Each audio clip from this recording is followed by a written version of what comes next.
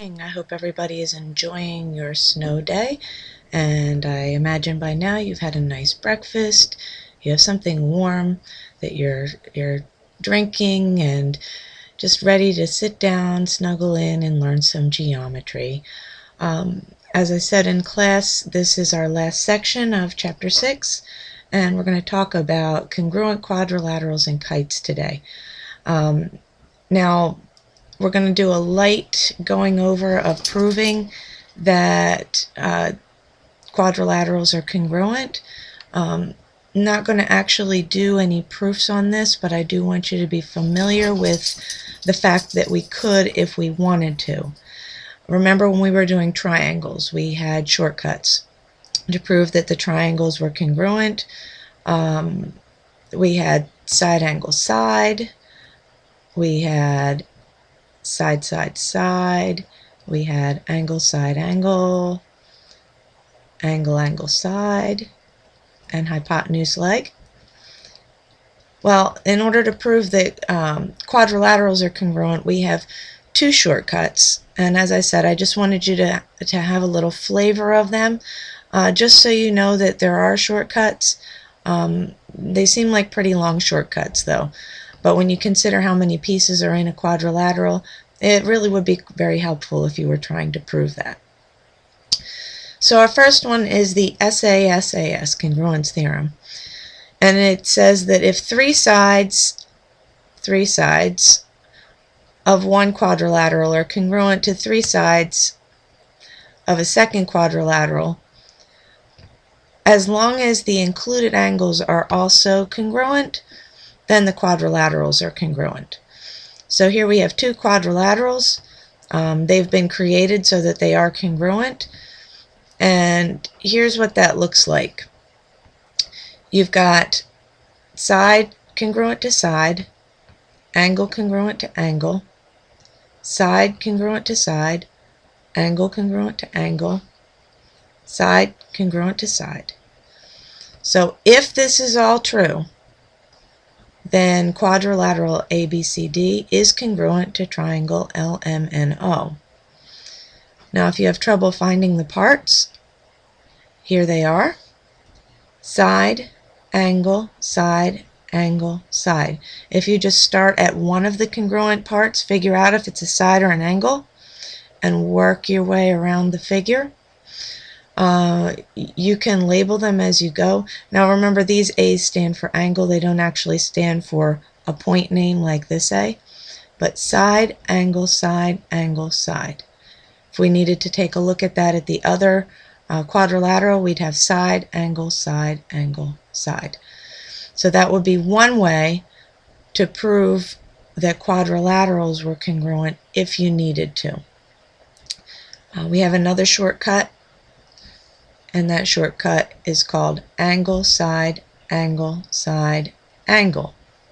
So once again, we have two congruent quadrilaterals that we don't know yet are congruent until we have this given information, until we know that the appropriate angles and sides are congruent. So here we go. Angle congruent to angle, side congruent to side, angle congruent to angle, side congruent to side, angle congruent to angle. So if you know that all of this is true, then you know that quadrilateral ABCD is congruent to quadrilateral LMNO. Okay, here we go. Once again, start at one of your congruent parts and work your way around the figure. Angle, side, angle, side, angle. All right, now you couldn't start at this one and work your way around. You have to start at one of the furthermost congruent parts. Angle, side, angle, side, angle. Angle, side, angle, side, angle. Working your way around the quadrilateral. Okay, all right. Let's keep moving on. Now this I need you to pay extra attention to. Problems like this could very well show up on the test having to deal with kites. Kites are fun, not just something to fly. We're not talking about box kites here. We're talking about a geometric figure, a geometric shape. There's actually a definition. Okay, a kite is a quadrilateral with two pairs of consecutive congruent sides. Important to note here, but opposite sides are not congruent. Opposite sides are not congruent. Extremely important to note that. These two sides can't be congruent. These two sides can't be congruent. So you have congruent, congruent. This one and this one are congruent, but the opposite ones can't be.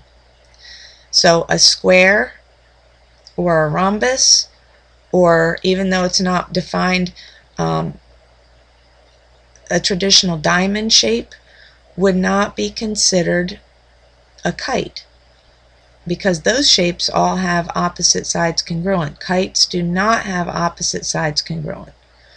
Okay, so a kite, quadrilateral, 1, 2, 3, 4 sides, two pairs of consecutive congruent sides. That makes a kite. All right, it looks kind of like the kite that you would build when you were little with two sticks that you cross over. And as a matter of fact, that will become very important. And here's that little bit about the opposite sides not being congruent. Make sure that you write that down. Make sure that you understand that. These two sides cannot be congruent. These two sides can't be congruent. AB cannot equal CD, and BC cannot equal AD. Okay, if a quadrilateral is a kite, then its diagonals are perpendicular. So a really good way to do this is to start with the diagonals. Diagonals are perpendicular. It comes out to be a cross. Okay? Perpendicular diagonals. The longer piece bisects the shorter piece, or you could even do it opposite, where the shorter piece could bisect the longer piece. It would still be considered a kite, but they have to be perpendicular to each other, a 90-degree angle right in here. So if you start by drawing that kite, and then you begin to connect the corners, you're going to get a kite. So perpendicular diagonals do turn out to be a kite. If a quadrilateral is a kite, the diagonals have to be perpendicular.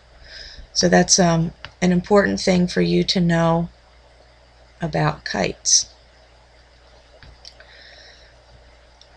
So here's our kite. We know it's a kite because it's got the two pairs of congruent sides. The opposites are not congruent. Diagonals are perpendicular. Next, if a quadrilateral is a kite, then exactly one pair of opposite angles are congruent. So here's my kite. These two, the included angles between the not congruent sides, are the ones that come out to be congruent angles. This one and this one. The angles that have sides or are formed by the congruent sides can't be congruent. Okay, the angles that are formed by the congruent sides cannot be congruent. There's exactly one pair of opposite angles congruent. So this one's congruent to this one, but this one and this one cannot be congruent. Okay, let's take a look at a sample problem. Make sure you write this down.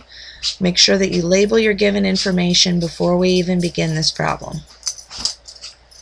Okay, I'm sure that you have the opportunity to pause this, so I'm going to go ahead and move on to putting in some of the questions. Make sure you take the opportunity to stop and pause and try the problem before you take a look at the solution. Okay, the first thing I want you to do is find measure of angle BCD and the measure of angle ADC.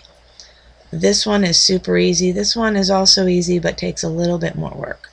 Okay, so go ahead and pause it, give that problem a try. Here's the solution. BCD has to be 92. It's one of the congruent angles. Remember we said a kite has exactly one pair of congruent angles. Here's this one over here is congruent to this one over here. Angle BAD congruent to angle BCD very easily shows that 92 is that answer. The other one, you have to remember that a quadrilateral has a total of 360 degrees for its interior angles. So what you would do is add up the other three angles that you already know, subtract that from 360, and that gives you your 78 degrees. Okay? Alright, make sure that you play that back as many times as you need to understand. And let's look at another couple of questions from the same picture. Alright, here we have trying to find BC and AD and AE. Please make sure that you try these problems before you take a look at the solution. Alright, here's the solution. BC is 8. We know that because AB is 8. Remember, you have two congruent consecutive sides on a kite. These are the congruent consecutive sides. So 8 equals 8. AD turns out to be 9.5. It matches this one. AE turns out to be 6. The same as EC. Okay, so you'd have to be able to go through and figure those things out.